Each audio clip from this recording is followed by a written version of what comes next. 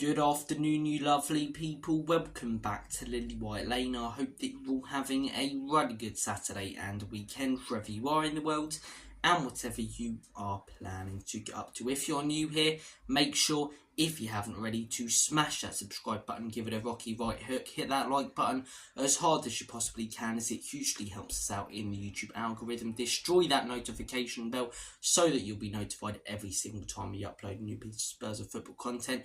And finally, be sure to comment all of your thoughts and opinions on the video and what we're going to discuss in it down below once you're done abusing all the buttons on the channel. Without further ado, enough faffing about, enough waffling. Let's get cracking with this snacking. The transfer window slammed shut at 11 PM UK time last night. Tottenham Hotspur's business is done. So I want to do a review of it. I want to go through Tottenham Hotspur's signings, the players we've brought in, incomings, talk about the outgoings. Has it been a good window for Spurs? Have Spurs failed in the transfer window? And at the end of the video, I am going to give it a rating out of 10. And I want your guys' ratings in the comment section down below. As I say, without further ado, let's delve into it. And I want to start things off by talking about the signings that Spurs have made this summer. And I'll start things off with our biggest signing in terms of price tag, Dominic Solanke. Now, this is a signing that split a lot of opinion in the Spurs fan base. Personally, I really like this signing. I've stuck by that. I criticised the club for not going out there and signing a proven quality and experienced number 6 and winger. But I don't understand people who are saying, oh, why don't we go out there and sign a player like Ivan Toney? Because what's Ivan Toney necessarily going to bring to the club that Dominic Solanke isn't? Last season, we were crying out for that out-and-out number 9, that target player up top who will finish his dinner when he gets opportunities. That is Dominic Solanke. He absolutely smashed it last season at Bournemouth. 19 goals, I believe, for a mid-table club. He'll be getting a lot better service at Spurs. And as I say, having that target player in the box who's making those runs, I think will be a huge asset for us this season. I think he'll fit perfectly into Ange Postecoglou's system. Obviously, there are concerns. The biggest one, he's only really had one good season in the Premier League. And if that was 3 or 4 years ago, I'd understand that criticism more. But it's his most recent work. He smashed it in the Championship, as I say, recently. So his most recent work is fantastic, and a lot of the people who didn't want him are the same people who wanted Ivan Toney, who smashed it in the Championship and, has only really had 1 or 2 good seasons in the Premier League. So I think Dominic Solanke, in my opinion, is a good signing. He'll come straight into the first team for a majority of games. Hopefully he can stay fit. Obviously he's missing the Newcastle game. We'll let him off for this. It's a knock. He's only just joined the club. But if those injuries pile up, if he keeps getting them, it is a concern. But Dominic Solanke, 65 million. Did we potentially slightly overpay for him? Maybe, but it's not my money. It's not your money. So Dominic Solanke, I think this is a good signing. Moving on to the next signing, Archie Gray. I really like Archie Gray. I think he's a young player with a lot of potential. My issue with this signing isn't the fact that we've brought in Archie Gray. It's the fact that he's the only number 6/number 8 that we've brought in. I think we all came into this summer saying that we need that out-and-out number 6. João Gomez, Paulinho, Kone, these sort of players have been available all summer, and we didn't go out there and get them. We went out there and got Archie Gray, which I wouldn't have a problem with if we had gotten one of those type of players, a proven and quality player where, yes, we'd have to spend the big bucks on them, but they'd come straight into the first team and make an impact. Archie Gray won't do that. In my opinion, he'll develop into a good player, and maybe he'll be starting most games for Spurs in the future. But is he going to be starting most games this season? No. Is he going to be starting 50% of games this season? Probably not. So it's not really a signing for them now. And when you've got a manager like Ange Postecoglou saying he wants to contend for a league title, all the signings are his. When fans can clearly see that we need number 6, the fact that this is our only signing in that position, it's a little underwhelming, in my opinion. But Archie Gray as a player, I really like. Again, my problem with this transfer isn't the fact that we've signed Archie Gray, it's the fact we haven't signed anyone else in that position. He really did smash it at Leeds last season. Yes, he's only really smashed it in the Championship, but he looked really good. He's young. In my opinion, he'll develop into a cracking player. And as I say, it's a huge asset for the future. But my issue is that we need assets for the now if we're going to improve this season. Wilson Odbert, the next player I am going to discuss. Spurs signed him for 30 million, 10 million less than Archie Gray. Very similar to Archie Gray. My problem with this signing, my problem with this transfer, isn't the fact that it's Wilson Odobert, it's the fact that he's the only winger that we've brought in. I think most Spurs fans said heading into this summer, the main priority should be bringing in 2, 3, 4 quality improvement players who will come straight into the first team and play in priority positions. A centre-back, whether it be a backup or someone who can rotate, proven in quality, a DM, a number 6, potentially a number 8 as well, a winger and a striker. In my opinion, we've only really got the striker who's going to play in the first team. The rest of the signings we've made aren't going to play consistently. I get that you need to build a bigger squad with more depth for the Europa League, but we also need quality and experienced players, especially in Europe. Odobert, I think he's a young player with a lot of potential. I like the fact we've taken a stats-based approach with this transfer, which I've given a lot of credit to clubs like Brighton and Brentford for doing in the past. But Brighton and Brentford will sign these players and they'll turn out to be superstars at Brighton and Brentford. In my opinion, we need the players for the now, the proven and quality players, if we're going to be contending with the Man Cities, the Liverpools, the Arsenals, and personally I don't see it with signings like this. Don't get me wrong, I would be very, very happy with the signings of Wilson Odobert and Archie Gray if we also went out there and got Eberechi, Eze and Manuel Kone. If we also went out there and got Federico Chiesa and João Paulinho this summer. But we didn't. We've only brought in the youngsters and they're not going to come straight into the first team, are they? Left wing, Son's above Odobert on the pecking order. We don't know how he works out on the right wing. You'd imagine that Johnson, as much as I dislike the guy, is going to be above him on the right, and Kulusevski playing as that number 10 but also on the right. Archie Gray, I think Sarr's ahead of him, Bissouma's probably ahead of him, even Bergvall playing that sort of number 8 is ahead of him. So, yeah, in my opinion, Odobert and Gray, good players for the future, but we need players for the now as well, and that's my problem with these transfers. But I do like the fact that we're building for the future. I do like the fact that we are bringing in youth players, and these two, in my opinion, have a lot of potential. Like the next guy we're going to talk about, Lucas Bergvall. Out of all the youngsters that we've brought in, out of all the youngsters we have at the club, in my opinion, this guy is the one with the most potential. Based on the highlights that I've seen of him, and yes, YouTube clips could make Bob the centre-back on, playing for his local Sunday League club, who gets smashed every Saturday night and comes in hungover, look like Prime Maldini, but he really, really does look a good player, and I've seen with my own eyes, like Darth Vader looking at Luke at the end of Return of the Jedi, what this guy can do in a Spurs shirt. It's only pre-season, but against Bayern Munich, he looked fantastic. He really did. And there were some quality players in that Bayern Munich midfield, and he ran it when he was on the pitch. I think this guy has a lot of potential. Do I think he'll get the game time I want him to this season? Probably not. But Lucas Bergvall, I really like this kid. I think he's got a lot of potential. This is not like Odobert and Archie Gray, where I think we needed another winger and another number 6. Obviously, it's always great to add more depth, but I don't think we necessarily needed another number 10 / sort of number 8. So Lucas Bergvall mainly plays attacking mid. He's versatile. He can play as a number 8, but attacking mid is his main position really. And yeah, £10 million. I think this is a good signing. Again, I don't have that much of a problem with this one as I do the other ones because we didn't bring in other players in those priority positions. So I like him. I do. Yang Min Hyuk for £4 million. Not joined us yet. He'll be joining us next January.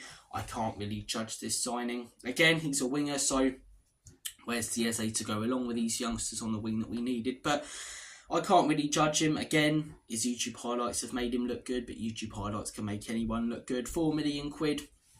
I think this is quite a clever move from the owners, to be honest, about, Heung-min Son. He's no spring chicken anymore. It's close to the end of days for Heung-min Son when it comes to his time as a Spurs player and as a professional football player. I'm not saying he's got like 1 or 2 years left, but he's definitely, in my opinion, declining. And I don't see him being around in 5 to 6 years playing for Spurs in a lily white top. So Yang Min Hyuk, I think we've brought him in. He's an exciting young prospect, and if he develops into half the player Heung-min Son was, that'll keep the Korean fans on side. That'll keep the fans, the thousands of them, travelling over from Asia to support Spurs, because Son's obviously brought those fans from Asia, Southeast Asia, South Korea to Tottenham. It's about keeping them now when Son moves on, and Yang Min Hyuk, I think, will help that out. So I think it's a clever signing. I think it is. But again, I think we needed more. I think we needed a lot more when it comes to incoming. So I'll give, as I say, a more broad view of my thoughts at the end of this video, where I'll give my rating and discuss what I think about this transfer window. But let's move on to outgoing. So starting things off with Ollie Skipp for 23 million. It's a shame to see Skippy go, because he's a player who's always given it his all for Spurs.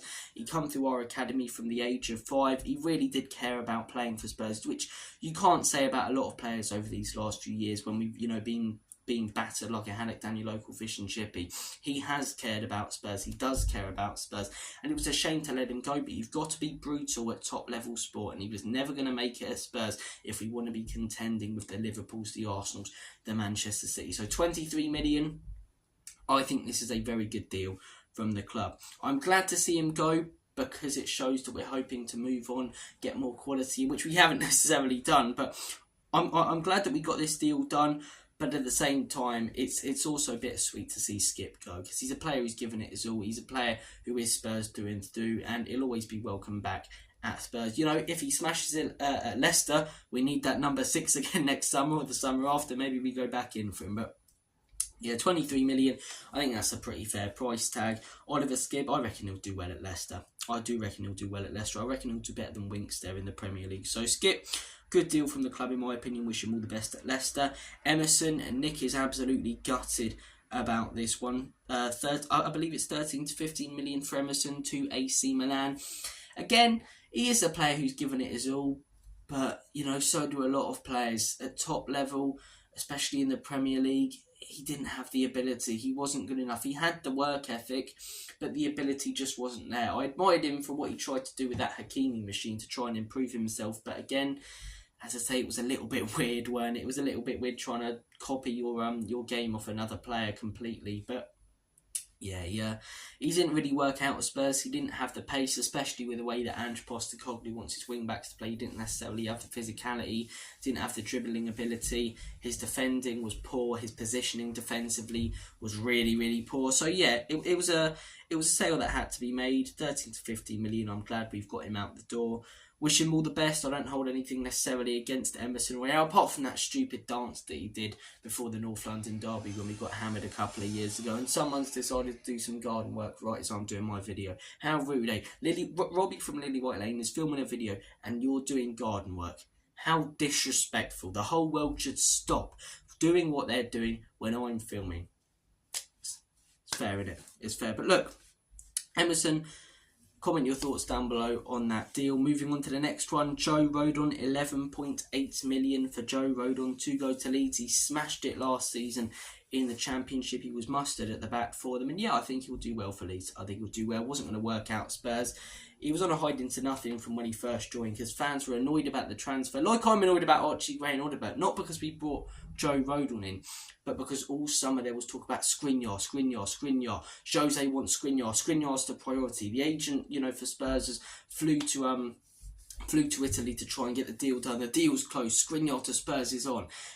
And then we don't get Skriniar, and instead of going out there and signing a 50 to 60 million pound proven player who's done it in the Champions League or in the Premier League, we signed Joe Rodon. And he did all right in that first season for Spurs, but he's been out on loan and, not getting game time since. So Leeds, I think he'll carry on doing well there. If he comes up to the Premier League again, will he struggle a little bit more? Probably, but I think the Championship really suits him. Leeds really like him. He's been a bit of a defensive rock for them. So Joe Rodon, 11.8 million, take the money and run. You can have him, Leeds, and he's doing well for Leeds, so wish him all the best. Then we move on to players who we've let go for no money whatsoever, players who we've loaned out and players who we have let go on a free. In terms of loaning players out, Brian Hill, Pierre Højbjerg, Ashley Phillips, Alejo Valise, Dane Scarlett and Manuel Solomon. Højbjerg is obviously the biggest name there that we've let go of. I believe, as I say, there is a clause where Marseille will buy him next summer, but yeah, Højbjerg, someone who's always given his all for Spurs. I don't think he's this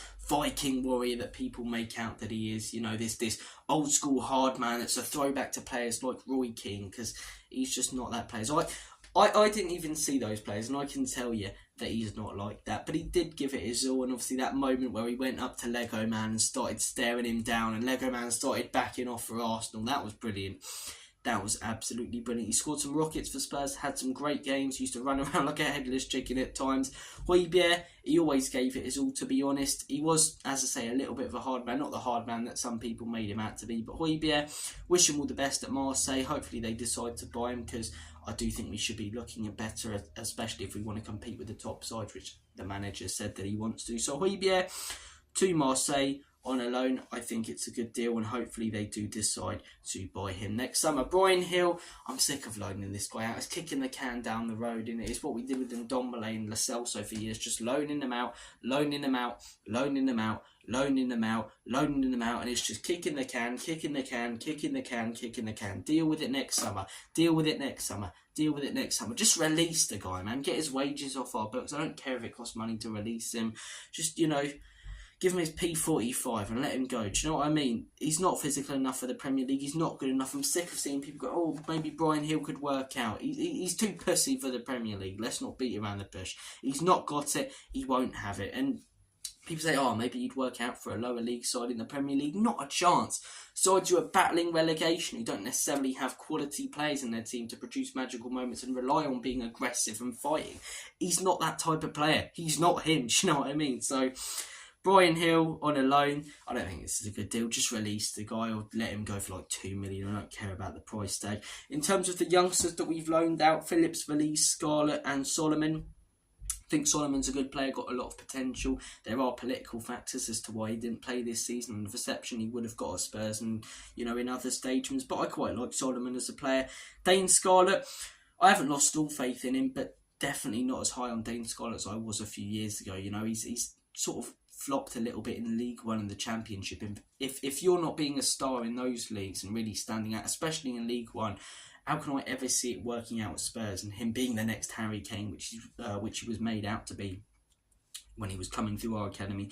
Alejo Valise, hopefully he smashes it out on loan. I'm willing to give this guy a little bit more time. We only saw him a few times last season. He looked alright, a couple of injuries. So Valise, I'm willing to give him time. Ashley Phillips is the one I'm banking on. If anyone, as I say, from these players that we've loaned out is going to turn out to be quality for us, I think Ashley Phillips. Plymouth fans gave him so much credit for what he did for them last season. Preston, as I say, already giving him credit. So Ashley Phillips, hope that he smashes it on loan, hope that he comes back, and I do think he could be a player who plays a part in our squad next season. In terms of players we've let go for free, and Ndombele, finally, this guy cared more about the Big Mac he was having in the evening than the game in the afternoon when he played for Spurs, so good to get him gone. Perisic, it's a shame with Perisic, he got the injury last season because he started well in the season before. He was one of our best players, as crap as the team were, his crossing ability was fantastic under Antonio Conte, but obviously we didn't get the best Perisic. The best Perisic was the Inter Milan and Bayern Munich Perisic. Sessegnon for free, a player who we signed for 25 million. Gone, and everyone goes, good business by the club, really good business by the club. We've cleared out the deadwood. Yeah, I'd rather clear out the deadwood and make no money than keep him at the club and make loads of money, but you know what I mean? It's when you look at the fact that Lo Celso and Ndombele and Sessegnon have all gone, the three big signings from the summer of 2019 that we spent up to 100 million on, over 100 million on, 110 million or something like that. I could get that figure wrong. It might be a little higher or a little lower, and we've let them go all together for what, like 4 million actually, because we sold Lo Celso for 4 million. That's the next one. Lo Celso sold for 4 million to Real Betis. We get first dibs on some player. Here we maybe go, Fabrizio Romano should have said. I mean, what sort of deal is that? What sort of deal is that? What's football coming to? The game's gone, eh? The game's gone. But Ndombele, Sessegnon and Lo Celso pretty much going for pennies is a little bit of a piss take. But yeah, Lo Celso going as well. He's a player who I always think had potential, but what really used to grind my gears, and he does well for Argentina, look at him for Argentina. I don't give a monkey's toss what he does for Argentina. I care about what he does for Spurs, and he had a few good games, but apart from that, he was crap. He weren't good enough. He didn't look like he really wanted to be there. Had a little bit of an attitude problem at times. Let him go. So, when it comes to Lo Celso, I don't really have that much of a problem that we've sold him. I think he's a good player. I think he'll do very well for Real Betis in the Spanish League and La Liga. But in the Premier League, as I say, he had his huge injury problems. We've been trying to get rid of him for years, so it's a deal that needed to be done. Eric Dyer for free, I thought that was already done, but judging by what I've been reading, it's not. So look, those are all the outgoings. Those are the incomings that I've listed. Now, my rating for the transfer window, I'm going to give this rating a 4 out of 10. And I think that's maybe a little bit generous, because I was thinking 3 out of 10, but 4 out of 10. And let me explain why, right? Let me go through the positives of the window. The positives, in my opinion, are that we've cleared out the deadwood. We've gotten rid of players that we've been trying to for years. Not all of them, but gotten rid of them. I mean, we keep bringing in signings that aren't good enough because we're not willing to spend more than like 70 million on a player. So half of them work out, half of them don't. And we have deadwood to clear out every summer because we keep signing shit. But we have cleared out deadwood that we've been trying to get rid of for years. The Ndombeles, the Dyers, Emersons, Skips. I don't really like saying Skip as deadwood, but a player who we needed to let go of. So we've gotten rid of players. We've cut the wages down a little bit. And as I say, the squad on paper looks a lot more solid. I also think the youngsters that we've brought in have a lot of potential. I think they're exciting youngsters, and I'm glad that we're taking this sort of approach in the transfer window to go in for youth players. Now, here's my biggest issue with this transfer window, right? Ange Postecoglou said at the end of last season that in his second season he usually wins things. He said that he wants Spurs to be contending for the league title and trophies, and he said that every signing is his. Every Spurs fan with a sane mind could see that we needed to go out there and sign a proven and quality winger, a proven and quality number 6, and a proven and quality striker. Out of those 3 priority positions, we've signed one. We've signed Solanke. Solanke is the only bit of business we have done this season, the only signing who is going to come in and play in the first team consistently. These youngsters are going to develop. They could be future stars, but they're not going to be playing probably 50% of our games this season. So my issue is, where is the improvement to the first team? Why are we going to move forward? What about this transfer window is telling me that we're going to finish in the top 4? What about this transfer window is telling me that we're going to win a trophy? I don't necessarily think that we're regressing or that we'll get worse this season. But how are we moving forward? Because apart from Dominic Solanke, there is no one else in that first team that's different to last season. We're going to be lining up against Newcastle because Solanke's injured with pretty much the exact same players, unless Odobert starts, the exact same players as we did last season at St James's Park. So what's to tell me we won't get the exact same result? We are coming into this season with pretty much the exact same team, the exact same style of play, the exact same tactics. So where is the improvement, and what's to tell me that we're not going to get the exact same type of results, and at the end of the season we're going to be in the exact same place as we were at the end of the last? I'm happy that we're focusing on the youth. I'm glad that we're bringing in players like Bergvall, Odobert and Archie Gray. They're good young players with a lot of potential, but where are the players for the now? We all said we needed a number 6. We need a proven and quality winger. We need a striker. Now, Solanke is someone who I will get behind. A lot of people, as I say, would say that Solanke's not a good signing, and that's a gamble. But I really like him. But why haven't we gone out there and signed Odobert and Eze? Why have we just gone out there and signed Odobert? He could turn out to be brilliant, which in my opinion he will be. But even if he does, it's not going to be over the next few years. So where's the improvement for the now? Why haven't we gone out there and signed an Eze as well as Odobert? Why haven't we gone out there and signed a Kone, as well as Archie Gray? Why have we not gone out there and signed a Chiesa as well as Odobert? Why have we not gone out there and signed a Paulinho when he was available as a number 6? Why have we not looked to strengthen in our defence, bringing in another centre-back? These are where my issues with this transfer window come in. I'm glad that we're focusing on the youth. I'm glad that we've cleared out a lot of deadwood. But the first team is pretty much carbon copy of last season. So where is the improvement from the now? And when you've got a manager coming out and saying every signing is his and he wants to contend for the league title, how can I believe that this manager is the right man to get us winning trophies? I don't want Ange out. I didn't want Jose out. I didn't want Conte sacked. But I will criticise him. I will criticise him for his cluelessness defensively. And I will criticise him for the fact that he said that every signing is his. He said he wants to contend for a league title. He's been given the money, if you believe what he's saying. So either he's lying or he's thick, in my opinion. But he's been given the money. And he's brought in Odobert for 30 million. Archie Gray for 40 million. Lucas Bergvall for 10 million, right? So when you're looking at those signings, that's 80 million on those 3 youngsters. Now, my first thought is you spend those 80 million on youngsters and you spend 80 million on a number 6 and a winger who can come in and do a job. But would you guys rather us spend that 80 million on those 2 players without the youngsters? I think most fans would. So why have we not done that? And how are we going to contend for a league title? What's changed from last season? Why are we not going to get battered by Arsenal and Newcastle? Because we're heading into these games with the same team. We're heading into these games with the same tactics. We're heading into these games pretty much the exact same team and club as we were last season.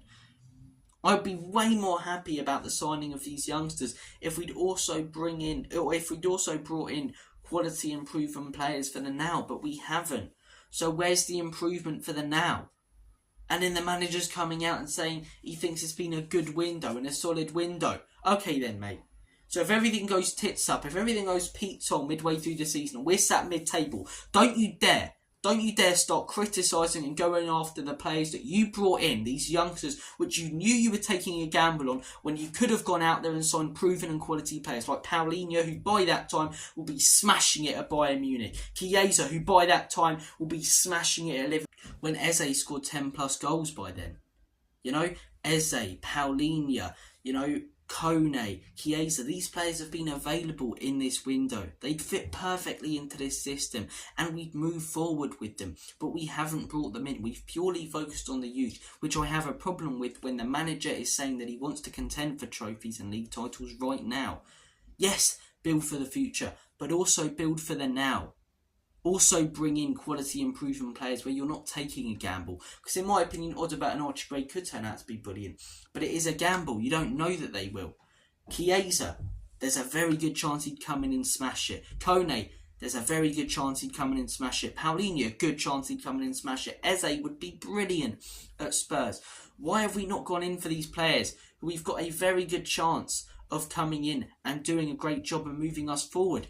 And these players who would come into the first team. These players who would start a majority of games. Because we've got Dominic Solanke up top, but apart from him, it's the same team as last season. It's the same goalkeeper, it's the same back four, it's the same midfield three, and it's the same two wingers. Yes, Europa League, some of these youngsters might occasionally get game time, but what about the academy players as well? We were hearing we get loads of game time. Lancashire's injured, but what about Mikey Moore, who smashed it in pre-season, We're bringing in all of these youngsters who aren't going to consistently start, instead of bringing in proven and quality players who can come in right now, do a job and move us forward. Again, I don't have a problem with signing youngsters. I don't have a problem with building for the future, as long as you're also building for the now to improve us right now. But I don't see us going anywhere. I think it will be a very similar season to the last, because what's changed? We have a very similar team. The manager's not going to adapt. He's going to play the exact same way, which in my opinion, earlier on last season I thought was naivety and pretty much a good thing. As I say, I like the fact that he was stuck by his system and that he was trying to instill it into the team. But as the season went on, I was thinking more and more that he needed to adapt. So you've got a manager who isn't going to change his system. So we're going to play the exact same way with pretty much the exact same players against the exact same teams. So why are we not going to get the exact same results, and why are we not going to be at the end of the season exactly where we were at the end of the last? That's my issue with this window. Bring in the youngsters, but bring in an Eze, bring in a Paulinho, and I think we get Champions League football and maybe a trophy. But we haven't, and yet again, in my opinion, the board have cocked things up yet again. A manager at Spurs, as I say, hasn't had the backbone to call it out. He said that he's happy with the transfer window, unless he genuinely is. And if he genuinely is, and he's saying he wants to contend for league title, maybe the calibre of players of Archie Gray and Alderweireld will get you doing that in Scotland. But in the Premier League, it's not naivety, it's cluelessness, in my opinion. I don't want Ange out again. I won't want Ange out unless we're like in a relegation battle, because I think the biggest issue with this club is Enoch and Leafy. But you've got to criticise this manager. I'll give him a lot of credit.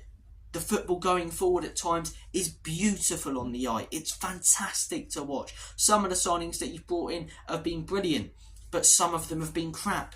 Werner, not worked out at all. Johnson, not worked out at all. And yes, we can't completely judge these players, but I'm not necessarily judging Bergvall, Alderweireld, Gray. I'm judging the fact that we only signed them and not other players who were pretty much guaranteed to come in and do a job, whereas we're taking a gamble on these players. But guys, comment your thoughts and opinions down below on the window. You might agree with me, you might disagree with me. I want to hear all of your thoughts and opinions down below.